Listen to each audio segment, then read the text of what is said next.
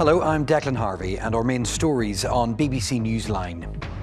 This man appears in court charged with the murder of mother of two, Sarah Montgomery, and the death of her unborn child.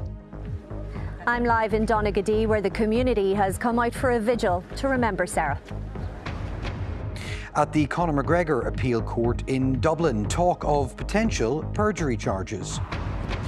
Police patrols around 5G masts are stepped up after a recent spate of attacks. We're seeing the impacts on people living in these areas, elderly and vulnerable people taking a fall, being seriously ill, not being able to pick up a phone and communicate with emergency services. A portrait of the Irish President Michael D. Higgins has been taken down at Belfast City Hall by the DUP Lord Mayor, but it's likely to go back up again next year. People have enjoyed lots of sunshine today, whilst others have experienced thundery downpours. But we can all look forward to a lovely evening. I'll be back with the full forecast looking ahead to the weekend.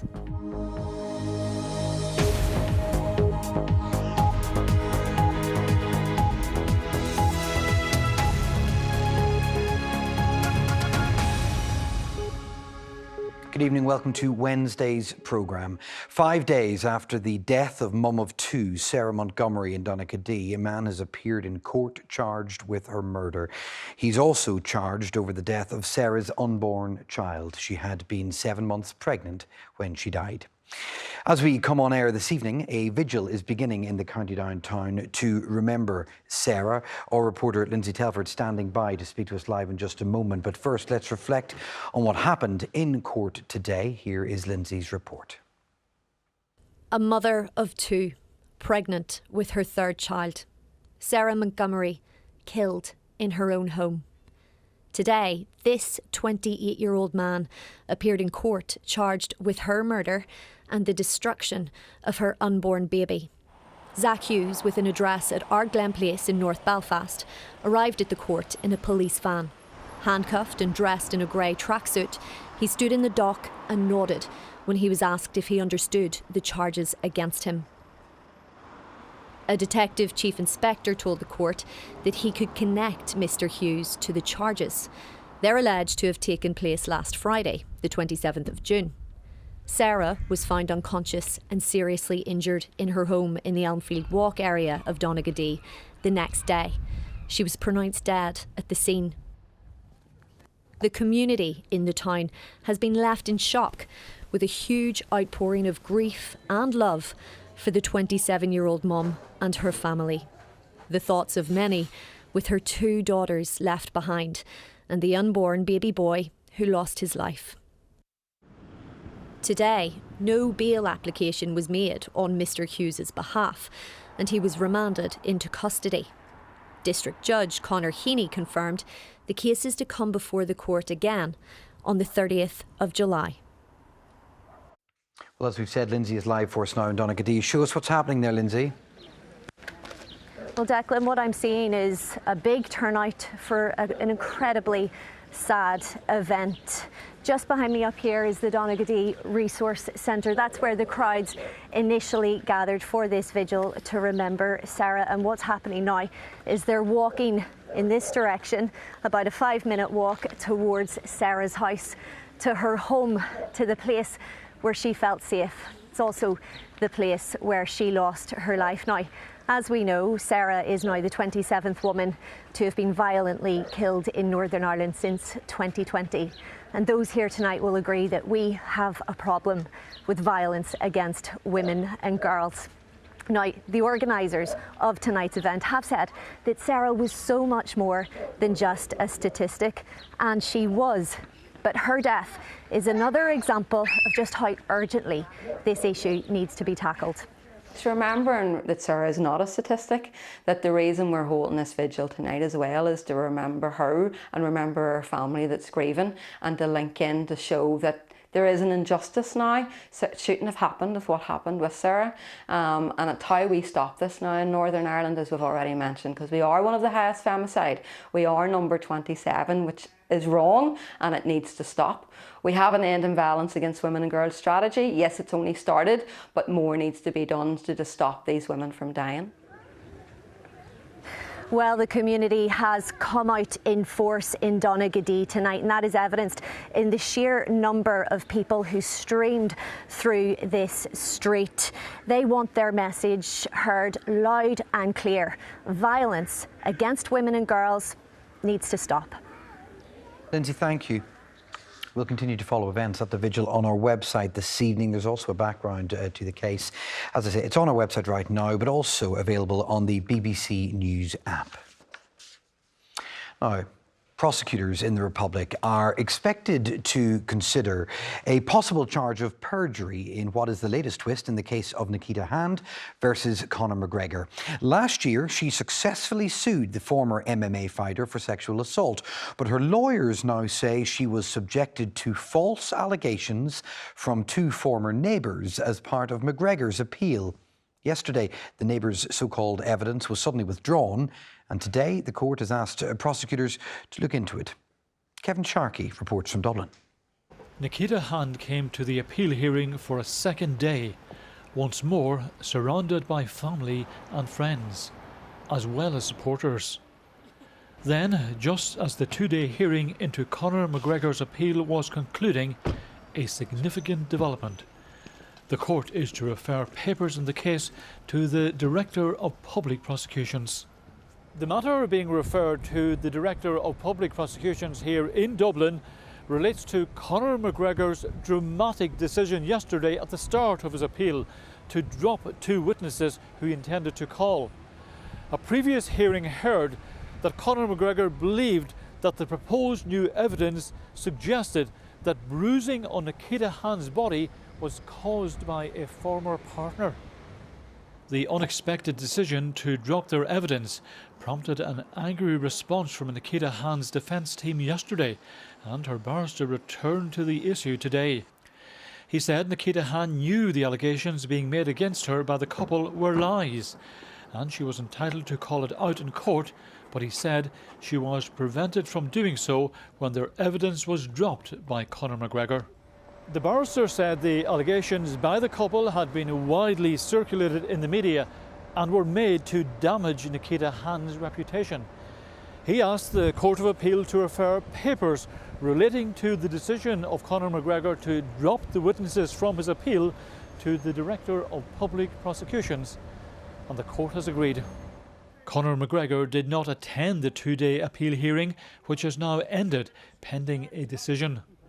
Kevin Sharkey, BBC Newsline at the Court of Appeal in Dublin. Well, thanks for being with us this evening. Still to come on the programme, the Ulster Unionist MLA Doug Beattie says he was badly beaten when he joined the army for being Irish.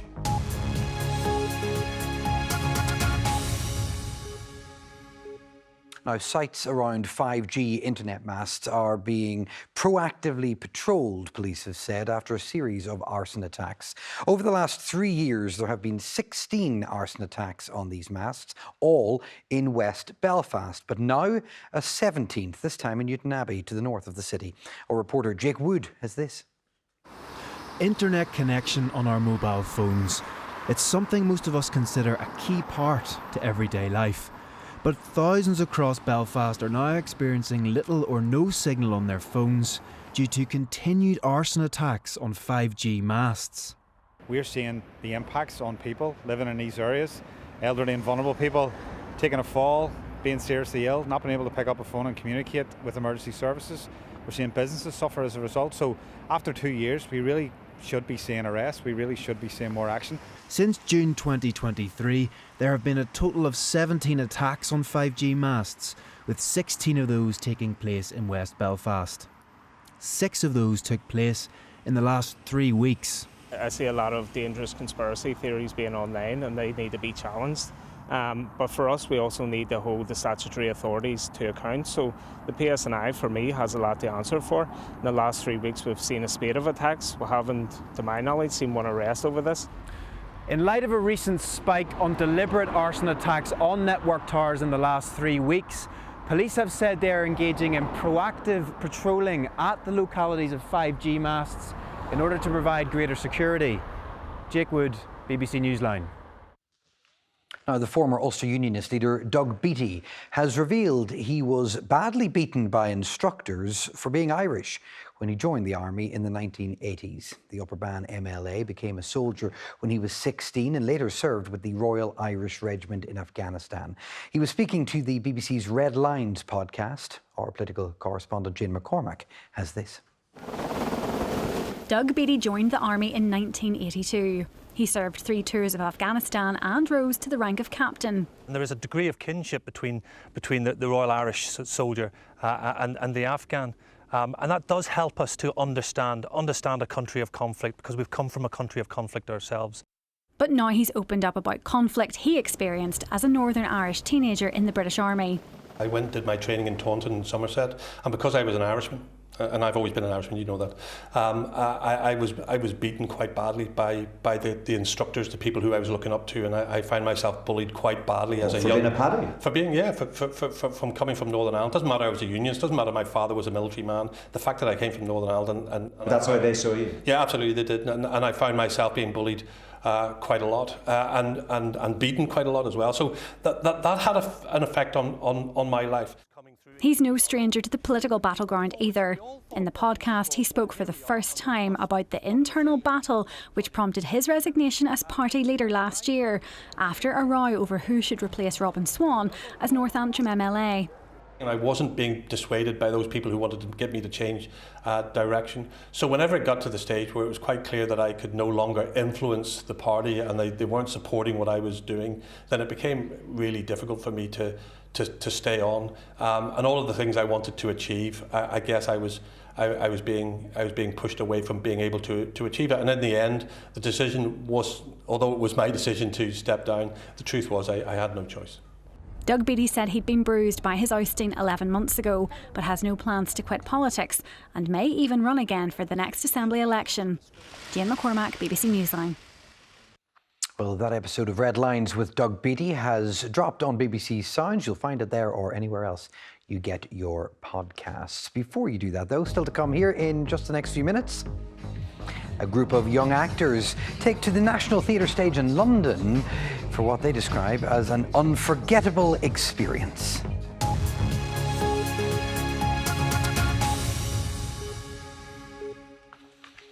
Now, for more than a year, these two portraits have hung side by side in the parlour of Belfast's Lord Mayor. That is, until now. The King remains, but the photograph of the Irish President Michael D. Higgins has been removed at the request, we're told, of the new Lord Mayor, Tracy Kelly of the DUP. Officials at City Hall say the missing picture is being kept somewhere safe, but some councillors are crying foul. Our community correspondent Mark Simpson has this. There's plenty of room to hang pictures in the parlour. President Higgins was put up beside King Charles when there was a Sinn Féin mayor. Now there's a DUP mayor. Tracy Kelly took up the role last month. The President Higgins portrait has gone, and Sinn Féin are not happy. Where is that portrait, and what kind of message does it send out to the people in this city who hold the President of Ireland in high regard? Thank you, that's been noted. Thanks, Ran. She didn't say anything more last night, but today Belfast City Council said the portrait has been safely stored at City Hall at the request of the current Lord Mayor, while she considers options for this space during her mayoral term. The Lord Mayor's parlour is on the first floor of City Hall. There are no official rules governing what can and cannot be put up on the walls. It's entirely down to the Lord Mayor. This is what it looked like when the Alliance Party's Mickey Murray was mayor. He kept the President Higgins portrait and believes removing it was wrong. I think having both the King and the President of Ireland up on the wall in the parlour told a really strong story about the city that we represent. But this picture is likely to make a comeback next year. The party due to hold the office of Lord Mayor is Sinn Féin. Mark Simpson, BBC Newsline. Well, from missing portraits to missing statues, a group of former shirt factory workers in Londonderry say they feel airbrushed out of an artwork that was created in tribute to them. This is that artwork, giant spools of thread. It recognises the city's history as a world leader in shirt production. But as you can also see, there are no statues depicting the actual women credited as the driving force of the industry. From Derry, Elaine McGee reports. Derry's factory girls not only made shirts but made history. This tribute to their legacy was finally unveiled earlier this year, but these factory girls feel it has fallen short. Sad, disappointed, got it. A lost opportunity for a meaningful tribute to the factory girls. What do you think is missing from it? The main part of the shirt factory industry, the shirt factory girls. Public art does tend to divide public opinion, but what the campaigners supporting these factory girls say is that it points to something wider when it comes to women and civic monuments. This was just such an absolutely brilliant opportunity, because the funding was already there, to actually give the women of Derry, the people of Derry, an actual statue that represented them. And I just think it was a huge, huge missed opportunity. I think they are three phallic, obscure images. I don't think it talks about the amazing contribution these women made to the city.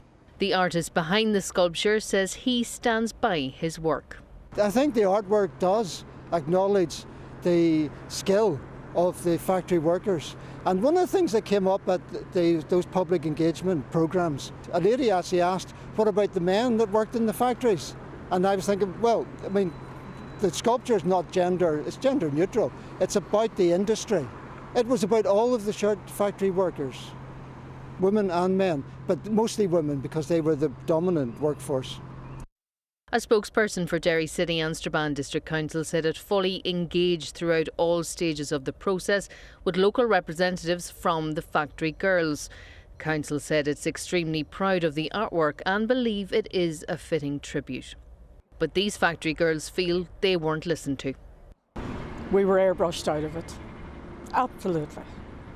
Airbrushed out of it. There's no sign of us there. Elaine McGee, BBC Newsline, Derry. Now, a local youth theatre group took to a major London stage at the weekend for what they described as an unforgettable experience. Brassneck Youth Theatre Company, based at Hannestown in West Belfast, were picked out of 270 groups from across the UK and Ireland to perform at the National Theatre on the South Bank in London as part of the Connections Festival. Kelly Bonner caught up with the troupe of young actors before they headed off. A life-shaping experience for these 23 young actors. Brassneck Youth Theatre Group were picked out of 270 groups across the UK and Ireland to perform on the stage at the Dorfman Theatre in London. I know! I'm so excited! We're all working class from West Belfast, and it's really special because a lot of the time working class people don't get a lot of representation in the industry, and when we do it's not very good. So this is really special, to have 20 young people on stage in world class theatre. After weeks of rehearsals, the group performed the play Normalised by local playwright Amanda Verleck on stage in front of an audience. The experience was unforgettable. The director of Brassneck said everyone should have the opportunity to experience the power of theatre making. In the creative industries, we have a lack of opportunity for working class artists. I think within the film and TV industry, it's around 12 or 13% for working class. All of these kids are working class, and there they are going to be on the Dorfman stage on one of the best, the most incredible stages in the world. It's a world class theatre, and they're going to be representing Belfast, representing West Belfast, representing working class artists. The National Theatre programme has shaped the early careers of many actors, including John Boyega and Keira Knightley, and these young actors hope to follow in their footsteps. It's a massive opportunity. It'll put me in the limelight of people who work in the National Theatre in London, and apparently there's meant to be casting directors there. But for these opportunities to continue, groups say it's essential the arts are funded properly. The arts are not just about high, like Ulster Orchestra, Grand Opera House. We're on the ground, we're changing children's lives, we're promoting positive mental health and physical mental health, we're increasing literacy skills. Fund us. Kelly Bonner, BBC Newsline in Belfast. In football, Derry City boss Tiernan Lynch wants his side to continue the momentum of their good run of recent results when they face Waterford United this Friday. Derry, who now sit second in the table, still have ground to make up on Shamrock Rovers at the top. Here's our North West reporter, Kieran Turish. Derry City made it 3 wins in a row after another impressive performance against Drogheda United last Friday night. Sam Todd opened the scoring in the comfortable 3-0 victory. Ronan Boyce added a second in a game the Candy Stripes dominated. Danny Mullen wrapped it all up with a third in the closing stages. The gauntlet we keep throwing down now is we have to keep trying to challenge ourselves, and the big thing is, can we go and find a little bit of consistency and build on the last 3. We've obviously watched a lot of Waterford this week. And they're a good side. They're working very hard. They're going to come, I'm sure, without any pressure on them and have a real go on Friday night. And we have to make sure that we're on top of that. Shamrock Rovers are 11 points clear, with Derry in second place, although the Candy Stripes have 2 games in hand. We worry about ourselves. Before last week we were playing 3 teams around us and we wanted to win all 3 and see where it would put us, and we managed to do that. So, as I said, now it's just about putting more results together and seeing where it takes us. So with a recent run of good results, Tiernan Lynch and his squad will be aiming to maintain that winning form against Waterford United and keep the pressure on league leaders Shamrock Rovers. Kieran Turish, BBC Newsline, Dungiven. Now, it's 25 years today since Joey Dunlop died. The motorcycling legend was 48 when he crashed while competing in Estonia. Widely considered one of the greatest riders in the sport's history, his long list of honours includes 26 Isle of Man TT wins, 24 victories at the Ulster Grand Prix and an OBE for his humanitarian work in Eastern Europe. Today, fans of the great man have been paying their respects, not least in Tallinn at the site of his final ride. Here are shots that have just come in where a host of riders are on parade in Joey's honour. The numbers turning up there show just how highly Dunlop is regarded within the motorcycling community. Speaking earlier today, Joey's son Gary said the family still take so much comfort from all the people who keep the Joey Dunlop legend alive. It still feels strange now, 25 years down the line, walking about some of the paddocks and seeing shirts galore with his name on it and his images on it and whatever. But it seems to go down the generations. That's the bit that kind of I just find astonishing, that there's people knocking about there with shirts on that wasn't born whenever he was here, and they're not just wearing the shirts, that they're pretty fanatical as well. So to be fair, we find that really comforting. It's nice that he's still regarded in such a high way, but it's definitely, it still takes us by surprise whenever we see that still to this day. Some amazing scenes in Tallinn today, marking 25 years since the death of Joey Dunlop. And that's all the sport this evening. Yeah, remarkable footage from Estonia. Thank you very much for that. This was sunset yesterday at Ballykelly on the north coast. Thanks to our weather watcher, Sharon D, for sending this our way. Cecilia's here with the forecast. What have you up your sleeve as we head towards the weekend? Lots of pretty pictures from our weather watchers today, actually. So this one is a natural rock formation outside Newcastle in the Mournes area, part of the Bloody Bridge Walk. And that was also from one of our weather watchers, Rachel. And today, of course, some of us had sunshine, some stunning flowers from Belfast and Danny McGuigan. But that was only part of the story today, because although Belfast mightn't have had too many showers in some places around Ballymena, lights on and dancing rain, there were some thundery downpours. Now, thankfully, the worst of those downpours have moved on. It's a lovely evening. There'll be another nice sunset tonight. And most of the night's looking dry. Quite clear and chilly, though, in parts of the countryside. We could see lows of 3 or 4 degrees somewhere like Catesbridge. A couple of showers returning to the northwest by the end of the night, and that's where initially most of the showers will be tomorrow. So for many places, a dry start, some early morning sunshine, the best of that over Belfast and County Down.